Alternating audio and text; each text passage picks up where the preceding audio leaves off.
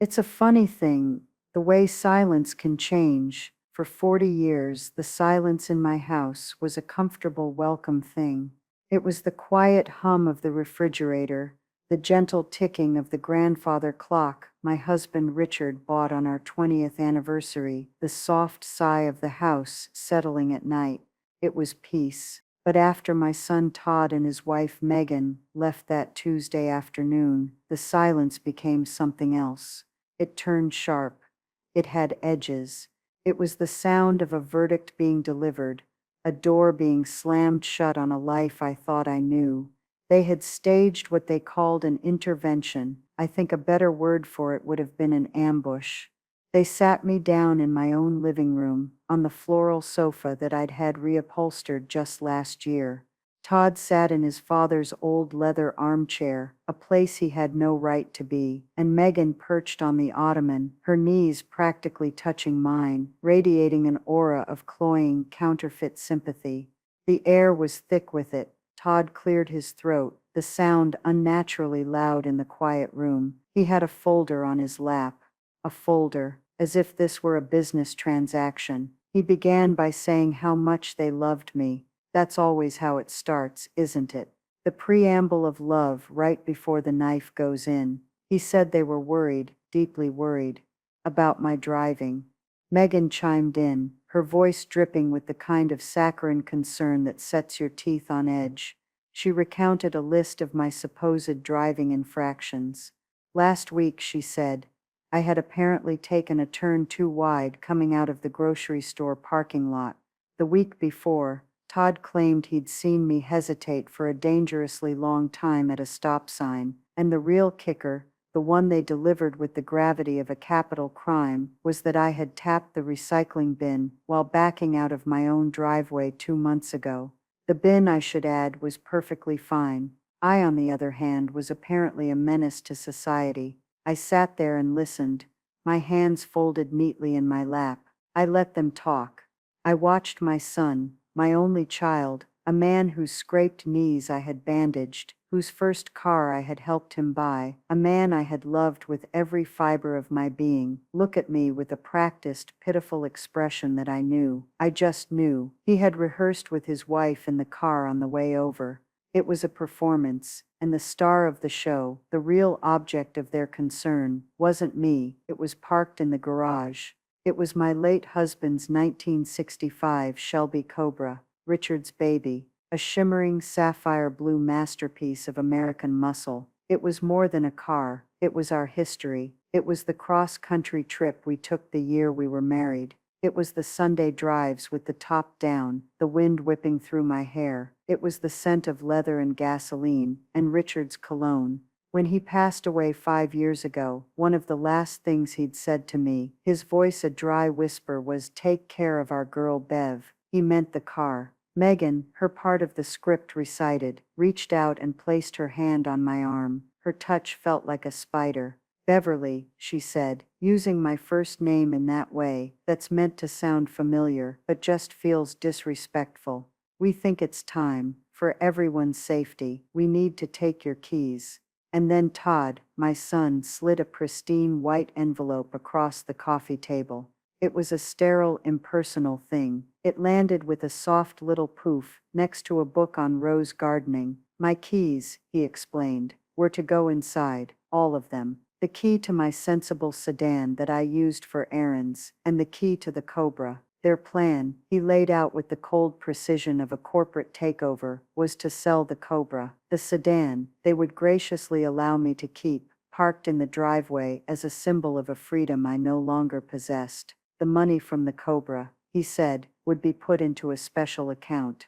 For my future care." I looked at their faces, these two people who were supposed to be my family. I saw the faint sheen of sweat on Todd's upper lip. I saw the greedy little flicker in Megan's eyes as she mentioned the sale. They weren't seeing a 68-year-old woman who needed help. They were seeing a walking, talking ATM, and they had just figured out the pin. They were seeing a brand new top-of-the-line kitchen with granite countertops and a sub-zero refrigerator. I knew this because Megan had left the contractor's estimate on my counter a month prior, an $87,000 fantasy I was apparently expected to finance. What they didn't know, what they couldn't possibly imagine, was that I had seen this day coming for a very, very long time. It wasn't about revenge back then, it was about preservation, but as I looked at them, at their false piety and their grasping hands, I felt a little switch flick in my heart. Maybe, just maybe, it was about revenge now.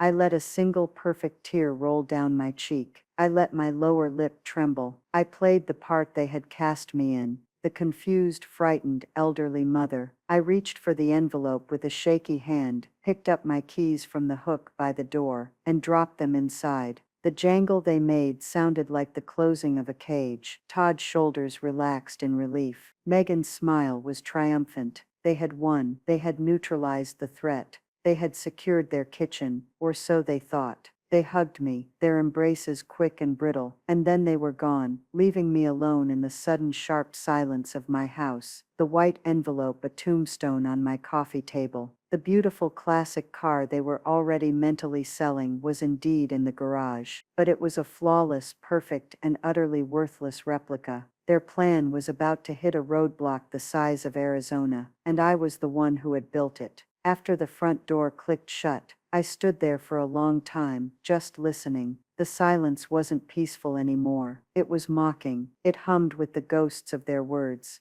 Dangerous for your own good, we're worried. Each phrase was a little stone thrown at the stained glass window of my life, and I could feel the cracks spreading. I walked over to the coffee table and looked down at the envelope. My keys, a symbol of my independence, my mobility, my very personhood, sitting there like a surrendered weapon. I didn't cry. The single tear I'd produced for them was the last one I had to spare. What I felt was a cold, heavy weight settling in the pit of my stomach. It was the kind of cold that doesn't come from a drafty window, but from a deep, internal freeze. It was the chilling realization that my own son saw me not as his mother, but as an obstacle, an asset to be liquidated. I sank into Richard's armchair, my armchair now, and the worn leather sighed around me. It still smelled faintly of him, a mix of old books and pipe tobacco. In that moment, the grief I thought I had neatly packed away came rushing back, but it was tangled up with this new, ugly feeling of betrayal. My mind drifted back. Not just a few years but decades. I remembered Todd as a boy, a whirlwind of energy and scraped knees. I remembered teaching him to ride a bike on this very street, my hand steady on the back of his seat, promising I wouldn't let go until he was ready. When had he decided I was the one who needed steadying? When had he decided it was his turn to let go of me? The greed wasn't new, not really. It had been a slow creep, an insidious vine working its way into the foundations of our relationship. It started with small things after he married Megan. They'd borrow a few $100s before a vacation, promising to pay it back on their next paycheck. They never did.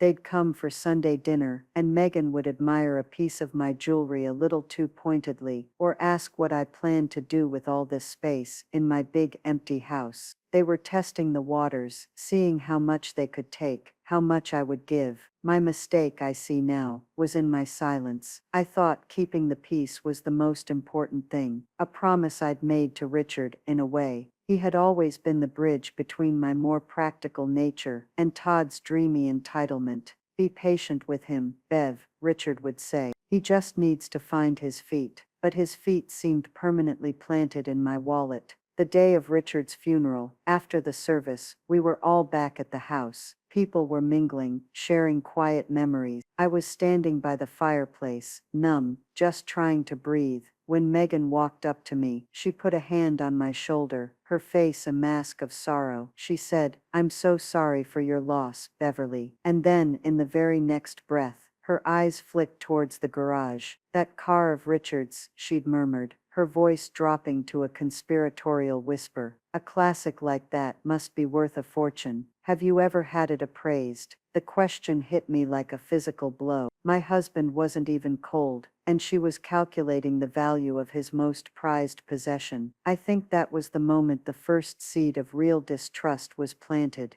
It wasn't just youthful entitlement anymore. It was something colder, vulture-like. I saw then what Richard's gentle nature had blinded him to. My son had married a woman who saw love and legacy in terms of dollars and cents. And worse, he was letting her lead the way. Over the next few years, their hints became less subtle. They talked about their friends who were flipping houses. They complained endlessly about their starter home and its claustrophobic kitchen. And always the conversation would circle back to the Cobra. You know, Mom, that car just sitting there is a waste, Todd would say. It's depreciating. He said that with a straight face. A 1965 Shelby Cobra, depreciating. The boy didn't know a thing about cars. He just knew about money. He saw a winning lottery ticket gathering dust. I would just smile and change the subject, but each time they brought it up, another little piece of my heart hardened. It was about 3 years ago when I knew I had to do something. I was over at their house for dinner. Todd was grilling, and I was in the kitchen with Megan. She was complaining about her countertops, running her hand over the perfectly serviceable laminate as if it were poison ivy. She'd been drinking wine, and her guard was down. You know, she said with a sigh, if we could just get our hands on some real capital, we could turn this place into a show home. One big score. That's all we need. She looked at me, a speculative gleam in her eye. She didn't have to say the word Cobra. It hung in the air between us, shimmering in blue. I went home that night, and I couldn't sleep. I paced the floors of my quiet house, the house Richard and I had built together. I thought about his hands, calloused and gentle, polishing the chrome of that car. I thought about his laughter as we sped down country roads. That car wasn't capital. It was the last tangible piece of my life with him. It was a promise, and I knew, with a certainty that settled deep in my bones, that if I didn't protect it, they would take it.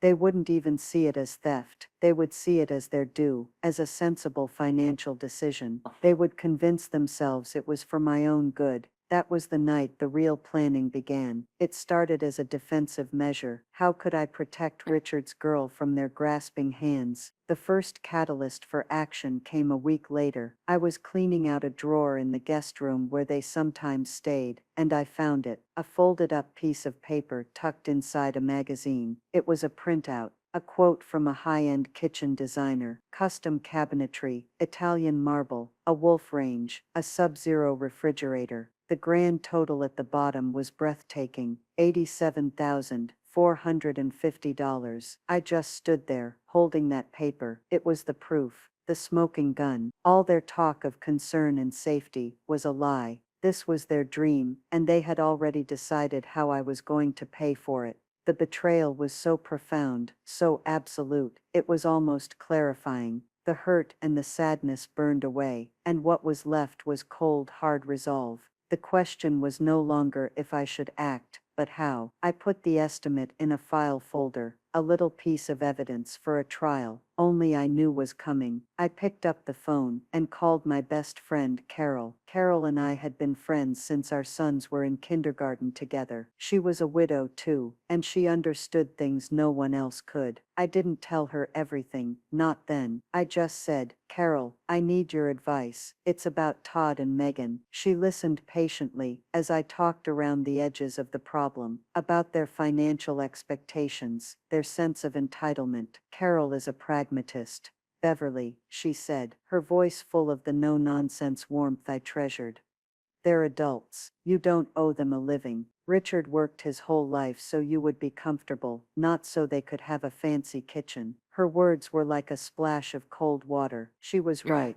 My loyalty, I realized, wasn't to my son's materialistic dreams. It was to my husband's memory, and protecting that memory meant protecting the Cobra. That conversation was the final catalyst. I hung up the phone, my path clear. They wanted the car. Fine, they would have a car, but they wouldn't have the car. They thought I was a doddering old fool, too sentimental and soft to see what they were doing. They were about to find out that sentimentality could be forged into a weapon. The game was on. I just had to set the board. The idea, when it first came to me, felt audacious, almost theatrical. It arrived in the middle of the night, as most good or terrible ideas do. I was lying in bed, staring at the ceiling, my mind churning over trusts and lawyers and offshore accounts, all the complicated things you see in movies. But then I thought about the car itself. Its power wasn't just in its monetary value, but in its physical presence. It sat in my garage, a constant, gleaming temptation. What if I could remove the temptation, without them ever knowing it was gone? The next morning, I was at my computer before the sun was fully up, a mug of strong black coffee at my elbow. I typed in classic car replicas. The internet, for all its sins, can be a miraculous tool. I spent hours, days, falling down a rabbit hole of fiberglass bodies, crate engines, and custom paint jobs. I learned the difference between a kit car and a turnkey replica. I learned that you could create a car that to an amateur eye was visually indistinguishable from the real thing. It was a world of passion and precision, and it was the perfect hiding place for my plan. After a week of research, I found him, a man named Gene Barlow, based out of a small workshop in a town 3 hours north of me. His website was simple, filled with photos of his work, Corvettes, Mustangs, and yes, several Cobras. But what caught my eye was his bio. He was a retired aeronautical engineer who now spent his days building the cars he'd loved as a boy. He wasn't a mass producer. He was an artist. I knew he was the one. Making that first call was nerve-wracking. I felt like a spy arranging a clandestine meeting. I used a prepaid burner phone I'd bought at a corner store, my heart thumping ridiculously in my chest. When Gene answered, his voice was gravelly but kind. I explained my situation, carefully at first, just saying I wanted a high-quality replica of a '65 Cobra for display purposes. He was quiet for a moment. Then he said, "Ma'am, a car like this, even a replica, is meant to be driven. What's the real story?" Something in his tone made me trust him. So I told him. I told him about Richard, about the car's sentimental value, and about my son and his wife and their expensive taste in kitchens. I expected him to laugh or to think I was a crazy old woman. Instead, he was silent for a long beat. "My own son," he finally said, his voice softer now, tried to convince me to sell my workshop a few years back. Said the land was worth a fortune to a condo developer.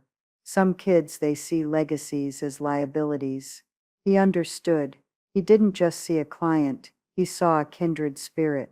"I'll do it," he said, "and we'll make it so perfect, only a real expert with a magnet will know the difference." That was the beginning of my secret life. Once a month, I would drive up to Gene's workshop. It was a car lover's paradise, a cavernous space that smelled of oil, metal, and sawdust. Gene was a master. He had schematics and photographs of my actual car, which I'd sent him. We obsessed over every detail.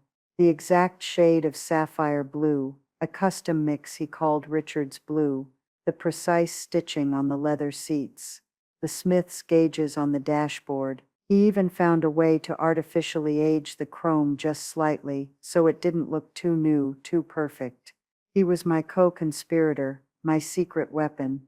He got a twinkle in his eye whenever I'd visit. "Operation Trojan Horse is proceeding on schedule, Beverly," he'd say with a grin. While Gene was building the Ghost, I was building the Fortress. My next stop was the office of Arthur Davies, my estate lawyer. Arthur is a dry, meticulous man in his 70s with spectacles perched on the end of his nose. He'd handled Richard's will, and he knew the family dynamics. I sat in his stuffy, book-lined office and laid out the whole story, including the kitchen estimate. He listened without interruption, his fingertips steepled together. When I finished, he didn't look shocked. He just nodded slowly. "Beverly," he said, "in my line of work, I've learned that wills and inheritances don't create greed. They merely reveal it." He wasn't just a lawyer, he was a student of human nature. I told him my idea, to swap the cars and put the real one out of their reach. He was the one who suggested the trust. A simple transfer of title isn't enough, he explained. They could try to contest it, claim you weren't of sound mind. But an irrevocable trust, that's a different animal. It's a legal fortress. So we created the Richard and Beverly Miles Legacy Trust. It felt so official, so powerful. We spent weeks on the paperwork. Arthur was painstaking. We drafted the trust documents, making the trust the legal owner of the 1965 Shelby Cobra, VIN number CSX 2421. I was the trustee, with full control during my lifetime, but the crucial part was the beneficiary. Upon my passing, the trust would dissolve, and the car and a small endowment for its upkeep would be donated to the Classic Car Restoration Guild, a national nonprofit that taught young people the art of restoration. The car would never be sold. It would be preserved and used to inspire a new generation. It was a legacy Richard would have loved. The day of the swap was the most stressful day of my life. I'd hired a discreet, enclosed car carrier from a company 2 states away. I told Todd and Megan I was going on a little 2-day trip to visit a college friend. My heart was in my throat as I watched the unmarked truck back into my driveway. 2 quiet, professional men loaded the real Cobra, Richard's girl, onto the truck. I ran my hand over her fender one last time, a silent goodbye. I watched until the truck turned the corner and disappeared. It felt like a piece of me was leaving, but I knew it was the only way. 2 hours later, another, identical truck arrived. This one carried Jean's masterpiece. When they rolled it into the garage, into the exact spot where the real one had sat for 40 years, my breath caught. It was perfect. The color was exact. The chrome gleamed under the garage lights. It even had that new car mixed with old car smell that Jean had somehow concocted. It was a ghost. A beautiful, soulless ghost. That night, I called Carol. We had our weekly check-in. Her daughter, Susan, was now pushing for her to sell her house and move into a lovely senior community. The lovely senior community was, of course, a tiny 1-bedroom apartment, and selling the house would free up a tidy inheritance for Susan to invest. She keeps sending me brochures, Carol said, her voice weary. They all have pictures of smiling gray-haired people playing bingo. I hate bingo, Bev. I have a garden. I have neighbors. I have a life here. They think downsizing our lives is for our own good, I said, looking out the window at my own garden. They don't see that they're just trying to downsize our existence into something more manageable for them. They think we're just old ladies, Carol sighed. They forget we're the ones who balanced the checkbooks and paid the mortgages for 40 years. They forget we know how the world works. Don't worry, I told her, a new steel in my voice. We're about to remind them. Hanging up the phone, I felt a surge of strength. My plan wasn't just about a car anymore. It was for Carol, and for every other woman who had been made to feel like she was fading, like her only remaining purpose was to be a convenient source of funds for the next generation. For 2 years, I lived with the secret. I polished the replica. I kept it covered. I occasionally mentioned the cost of upkeep to Todd and Megan just to stoke the fires. I was setting a trap, baiting it with their own greed, and then that Tuesday, they walked right into it. The intervention wasn't the end of my freedom, it was the beginning of theirs. The first few days after the intervention were a masterclass in strategic silence. Todd and Megan expected a storm. They expected frantic phone calls, tears, recriminations, begging for a ride to the pharmacy. What they got was nothing. Radio silence. I didn't call. I didn't text. I let their action hang in the air, a void they had to fill with their own anxieties. My life, of course, didn't stop. I had anticipated the loss of my car. A week before their ambush, I had set up accounts with 2 different ride-sharing services on my smartphone. The first time I used it, I felt a giddy sense of modern rebellion. A nice young man in a clean Toyota picked me up and took me to the grocery store. I went to my book club. I had lunch with Carol. I was perfectly infuriatingly fine. My world hadn't shrunk to the four walls of my house, as they'd likely imagined. In fact, it felt like it was expanding. I was navigating the world on my own terms, using tools they probably thought I was too old to understand. After a week of this deafening silence, the first crack appeared. My phone rang. It was Todd. His voice was laced with a strained, artificial cheerfulness. "Hey Mom, just calling to check in. How are you holding up?" "Oh, I'm doing just wonderfully, dear," I said, my tone light and breezy. I was in the middle of repotting my orchids. "It's a beautiful day, isn't it?" There was a pause. This was not the response he was expecting. "Holding up, I mean, with the car situation. Are you managing? Do you need me to bring you some groceries?" The offer was there, but it was coated in impatience. He needed to be needed. My independence was a flaw in his plan. "That's so sweet of you to offer, Todd, but I'm perfectly fine. I had a lovely lunch with Carol yesterday, and I'm off to the library this afternoon.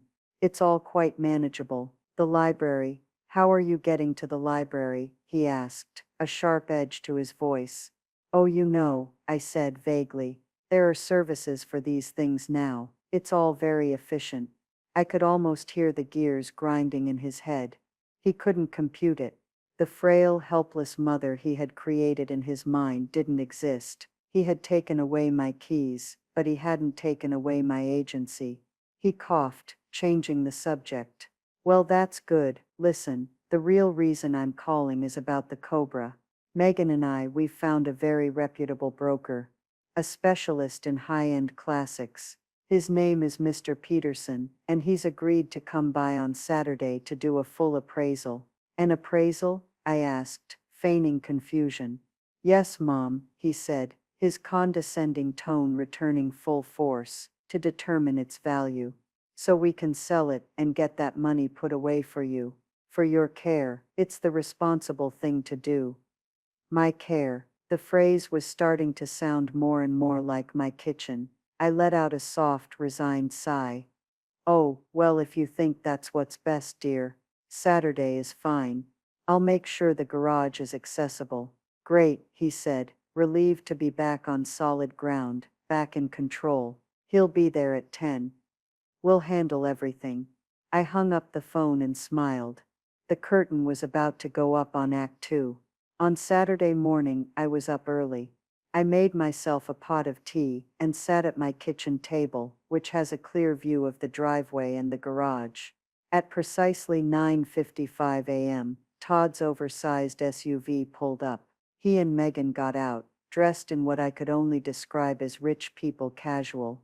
Todd had on a crisp polo shirt and expensive-looking loafers. Megan was wearing a white linen dress that was entirely impractical for a garage. They looked like they were hosting an episode of a home flipping show. A few minutes later, a modest sedan pulled in behind them. A man in his late 50s, with a tidy gray beard and a professional demeanor, got out. "Mr. Peterson, the appraiser."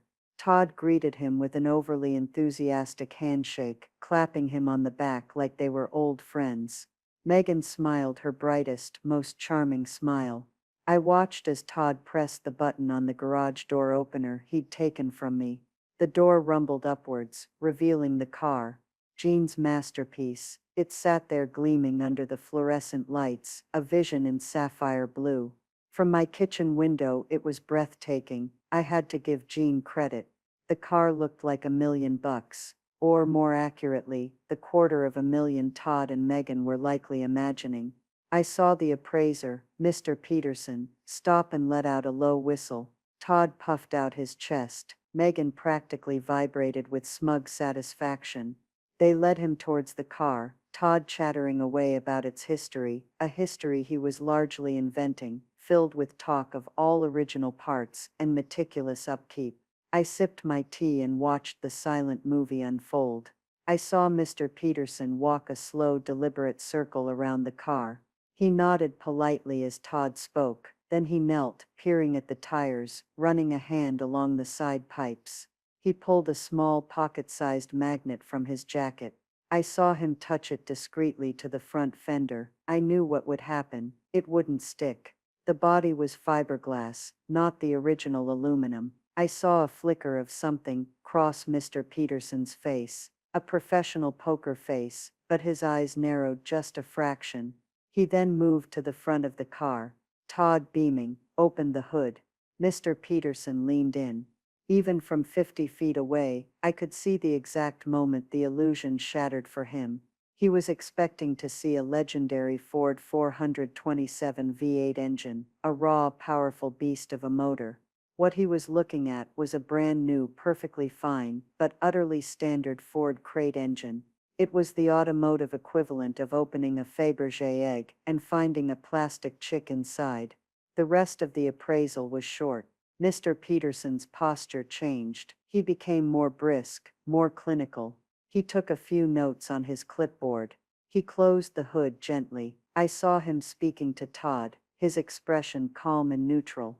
Todd's smile began to look strained, then it vanished completely. Megan had drifted closer, her arms crossed, her perfect posture starting to slump. I saw Mr. Peterson hand Todd a business card. He shook Todd's hand, a brief formal shake this time, nodded to Megan, and then walked back to his car. He didn't even look back. Todd and Megan stood there in the garage for a full minute after he drove away. Todd was staring at the business card in his hand, as if it were a death sentence. Megan was looking at the car, her face a mask of disbelief and fury. The show was over. The $87,000 kitchen was dissolving into thin air. I took another sip of my tea. It tasted like victory. The phone rang exactly 10 minutes later. I let it ring 3 times before I picked it up. It was Todd. The artificial cheerfulness was gone, replaced by a high-pitched, strangled sound of pure rage. "Mom, what in the hell was that?" I feigned a gentle grandmotherly confusion. "What was what, dear? Did Mr. Peterson enjoy seeing the car?" "Enjoy seeing it? Mom," he said, "it's a fake, a replica, a kit car." He said the engine is all wrong, the body is fiberglass. He said it's practically worthless. Maybe 30,000 tops, if we're lucky. 30,000. I had to give Gene's work credit. Even his fake was worth a decent amount, but it wasn't the fortune they had been banking on. It wasn't the granite countertops and the sub-zero fridge. "A fake?" I said, letting a note of quavering disbelief enter my voice. "Oh my goodness, that can't be right. Richard would never have bought a fake. Perhaps this Mr. Peterson isn't the expert you thought he was." I was enjoying this, far more than I probably should have. I was watering my orchids with one hand, holding the phone with the other. "An expert? He's the top classic Ford guy in the state." Todd shrieked.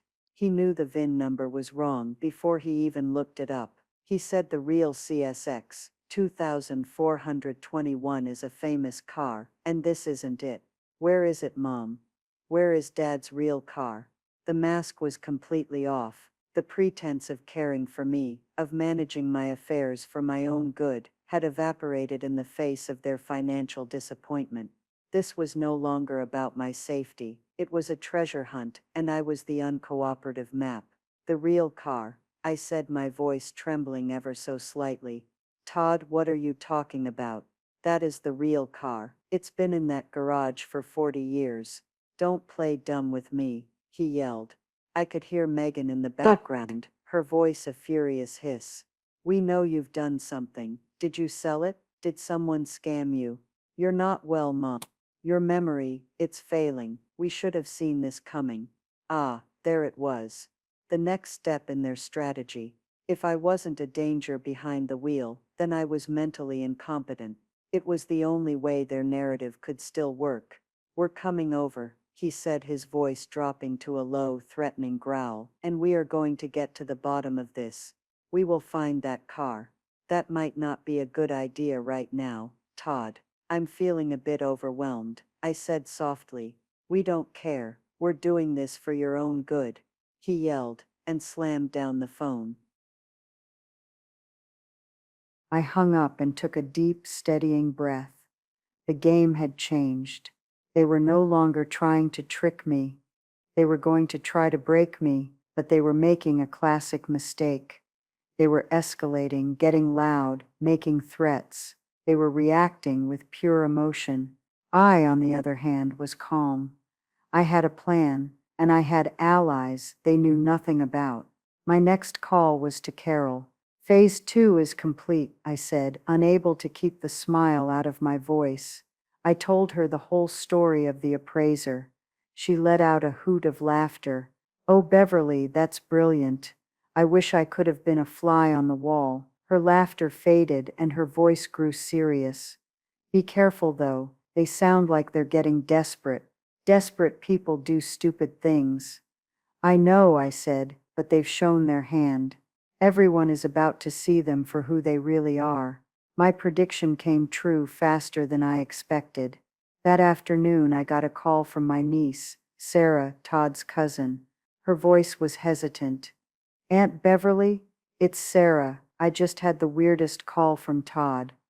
Oh, I asked, keeping my voice neutral. Yeah, she said, sounding uncomfortable. He was going on and on about how you're not well, how you've lost Grandpa Richard's car, and you're confused and you're hiding things. He was trying to get me to, I don't know, to be on his side, to agree that someone needs to step in and manage your finances. It was really aggressive. It didn't sound like him. This was their counter move, to poison the well, to paint me as a senile old woman to the rest of the family before I could tell my side of the story. What did you tell him, Sarah? I asked quietly. I told him he sounded crazy, she said flatly. I told him I was just with you at book club last week, and you were sharper than both of us put together. I told him to back off. Aunt Bev, is everything all right? What are they doing to you? A wave of relief washed over me. Their lies were too frantic, too self-serving. They weren't holding up. Everything is fine, dear, I told her. In fact, everything is going exactly according to plan. They thought they were isolating me, but in their panic, they were only isolating themselves. The family they were trying to rally to their side was starting to rally to mine instead. The power was shifting, and they were too blinded by their own greed to even notice. The confrontation came 2 days later. There was no phone call, no warning, just a furious, insistent pounding on my front door that rattled the pictures on the wall. I looked through the peephole. It was them. Todd's face was red and blotchy, his jaw set in a hard line. Megan stood beside him, her arms crossed, her expression a thundercloud of resentment. They looked less like concerned relatives and more like a pair of mob enforcers. I took a deep breath, smoothed the front of my cardigan, and opened the door. Todd, Megan, I said, my voice as calm and even as a summer lake. To what do I owe the pleasure? Cut the act, Mom. Todd snarled, pushing past me into the foyer. Megan followed, her heels clicking angrily on the hardwood floor. We're done playing games. He was holding a thick manila folder, and he slapped it down on the hall table. We spoke to a lawyer, he announced, as if this were a trump card. An elder care specialist. He's drawn up the paperwork for a conservatorship evaluation. We have a legal right to be concerned. You are hiding assets, you are delusional about the state of your property, and you are a danger to yourself. Megan chimed in, her voice sharp and accusatory. We are trying to protect you from yourself, Beverly, and to protect your assets. That car is a part of Dad's legacy, and you've either lost it or been scammed out of it. Either way, you are clearly not competent to manage your own affairs anymore. I let them finish. I let all the poison spill out onto the floor of the house my husband and I had built. I listened to them twist their greed into a grotesque parody of love and concern. I saw the triumphant look in their eyes. They thought they had me cornered. They had their lawyer, their paperwork, their righteous indignation. They had the moral high ground, or so they believed. When they finally ran out of steam, the house fell silent again, but this time it was a tense, humming silence, vibrating with their anger and my quiet resolve. Are you finished? I asked softly. Todd scoffed. We're just getting started. No, I said, my voice gaining a new firmness. I believe you are finished. I turned and walked not to the phone, but to the old mahogany secretary desk in the corner of the living room. I opened a deep bottom drawer and pulled out a file folder of my own. It was thick, far thicker than theirs. I walked to the dining room table and laid it down. I didn't slap it down. I placed it. It was a deliberate, measured movement. Then I began to lay out the contents, one by one, like a game of solitaire. First, I laid out the certificate of incorporation for the Richard and Beverly Miles Legacy Trust, dated 2.5 years ago. The seal from the state was embossed and clear. Next, a fully executed and notarized bill of sale, transferring one 1965 Shelby Cobra, vehicle identification number CSX 2421, from Beverly Miles to the aforementioned trust. Then came the storage agreement, a multi-year contract with a high-security, climate-controlled automotive storage facility in Scottsdale, Arizona, complete with photographs of the car safely tucked away under a custom cover. After that, I produced a sworn notarized affidavit from one Mr. Eugene Barlow, detailing the commission he received from me to build a visually exact replica of the car, including specifications, costs, and delivery dates. Finally, I reached back into the folder and pulled out one last item. It was the crumpled kitchen renovation estimate for $87,450 that Megan had so carelessly left behind. I smoothed it out and placed it right in the center of the other documents. I looked up at them. Their faces had gone slack.